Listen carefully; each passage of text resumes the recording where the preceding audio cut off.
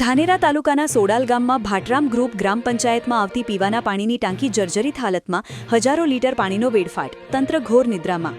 બનાસકાંઠા જિલ્લાના ધાનેરા તાલુકાના સોડાલ ગામમાં પાણી જેવી અમૂલ્ય સંપત્તિનો બેફામ વેડફાટ થતો હોવાની ચોંકાવનારી હકીકત સામે આવી છે. ગામમાં ભાટરામ ગ્રુપ ગ્રામ પંચાયતમાં આવેલી પીવાના પાણીની ટાંકી હાલ જર્જરિત સ્થિતિમાં પહોંચી ગઈ છે, જેના કારણે રોજ હજારો લીટર પાણી બિનજરૂરી રીતે વેડફાઈ રહ્યું છે. એક તરફ લોકો પાણી માટે તરસે છે તો બીજી તરફ તંત્રની બેદરકારીથી પાણી રસ્તાઓ પર વહેતું જોવા મળી રહ્યું છે. સ્થાનિકોના જણાવ્યા મુજબ આ પાણીની ટાંકી ઘણા સમયથી ખરાબ હાલતમાં છે. ટાંકીમાં મોટા ફાટલા પડી ગયા છે અને પાઇપલાઇન પણ લીકેજથી ભરાઈ ગઈ છે. પરિણામે ટાંકીમાં ભરાતું પાણી ગામ સુધી પહોંચે તે પહેલા જ બહાર વહી જાય છે. આ સ્થિતિએ ગામલોકોમાં ભારે રોષ ફાટી નીકળ્યો છે. ગામના જાગૃત નાગરિક નરેશભાઈ ચૌધરી દ્વારા આક્ષેપ છે કે આ મુદ્દે વારંવાર સરપંચ અને તલાટીને રજૂઆત કરવામાં આવી હોવા છતાં કોઈ યોગ્ય પગલાં લેવામાં આવ્યા નથી. અમે અનેક વખત જાણ કરી છે પણ કોઈ સાંભળવા તૈયાર નથી. પાણી જેવી જિંદગી માટે જરૂરી વસ્તુ અહીં બગાડાઈ રહી છે, એક સ્થાનિક રહેવાસીએ જણાવ્યું.